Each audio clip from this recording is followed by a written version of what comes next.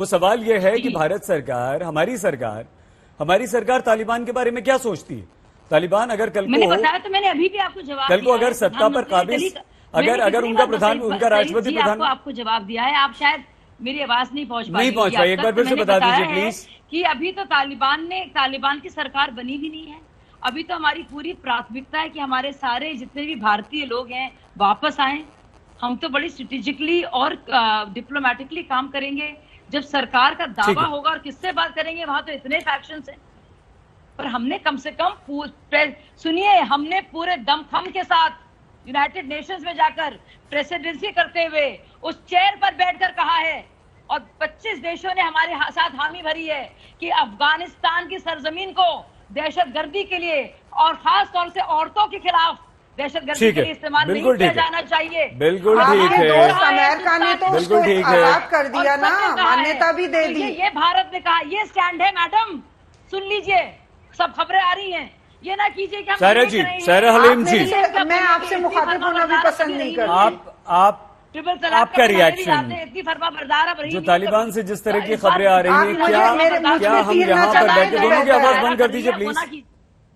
बताइए, क्या हम यहाँ पर आप कोई ऐसा काम कर पा रही हैं, या आपका स्टैंड क्या है? जो जुल्म सितम की कहानियां वहां से आ रही हैं, क्या वो आपको आंदोलित करती हैं? क्या वो आपको उद्वेलित करती हैं? बिल्कुल। क्या है कि जो अफगानिस्तान में हो रहा है, ये एक मानवीय संकट है, ये ह्यूमैनिटेरियन क्राइसिस है। हमें पता है कि तालिबान एक एक्सट्रीमिस्ट ऑर्गेनाइजेशन है। हम सुन रहे हैं आपको, प्लीज आपको आवाज आ रही है ना? हमें पता है कि तालिबान एक एक्सट्रीमिस्ट, एक कट्टरबंद ऑर्गेनाइजेशन, कट्टरबंद संस्था है। और अगर कोई भी इसको लेजिटिमाइज करने की कोशिश कर रहा है तो उसको हमें कंडेम करना चाहिए, क्योंकि कट्टरता का कोई सहयोग दे, चाहे भारत में दे या अफगानिस्तान में दे या कहीं और दे, इसकी हर एक को आवाज उठानी चाहिए।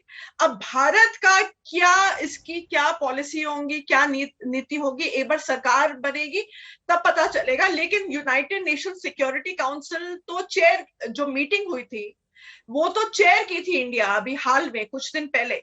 तो अभी ये एक वेट एंड वॉच गेम हो रहा है। सबको पता है कि ये ओवरनाइट कुछ नहीं हुआ। वहां तो एस जयशंकर ने साफ तौर पर कहा कि टेररिज्म के नाम बर्दाश्त करेंगे ना, अफगानिस्तान की जमीन से हमारे खिलाफ कुछ हुआ तो हम रुकेंगे। हम सारा जी आपसे याद उनकी ताजा करती हूँ कि अभी जो है दोहा एग्रीमेंट पढ़ लीजिए पूरा, और सबको पता है कि ये ओवरनाइट कैसे आ गई तालिबान, कहां से आ गई तालिबान, ये इस तरह की फिजूल की बात है। ये पूरा अमेरिका और तालिबान के साथ बहुत एक स्ट्रेटेजिक ये डिस्कशंस रहे हैं। पिछले 1.5 साल से ये डिस्कशंस हो रहा है। दोहा ठीक है, जल्दी से अंबर ज़्यादी जी, हम एक सामाजिक कार्यकर्ता होने के नाते, एक महिला होने के नाते, और हर हिंदुस्तानी को, हर इंसान को, जैसा कि शाजिया ने कहा कि हर इंसान को तकलीफ और दर्द होना चाहिए जो जुल्म सितम वहां पर हो रहे हैं। तारा एक अफगानी नागरिक हमारे साथ आ गई हैं, और तारा की 2 साथी और आ गई हैं। तो जैसे ही ये लोग, इनका माइक लग जाता है, आते हैं आपके पास। ऐसे में आप लोग यहाँ बैठकर सिर्फ निंदा करें अंबर ज़्यादी, आप और हम, या हम लोग अपने लेवल पर भी कुछ कर सकते हैं सरकार से हटकर?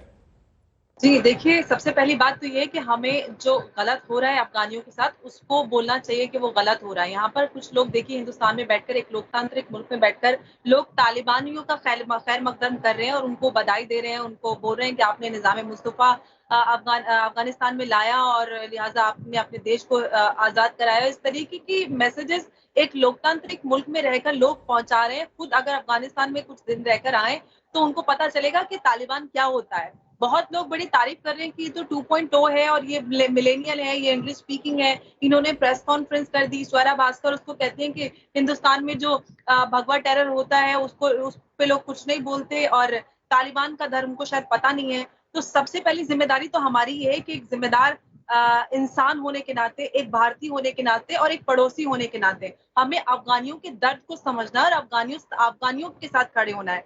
तालिबानी अफगानिस्तानी नहीं है। तालिबानी ना तो अफगान की कोई भाषा बोलते हैं, वो उर्दू स्पीकिंग तालिबान है, जिनको पाकिस्तान ने वहां पे घुसपैठ कराया है और उसके पीछे उनकी कई मंशाएं हैं।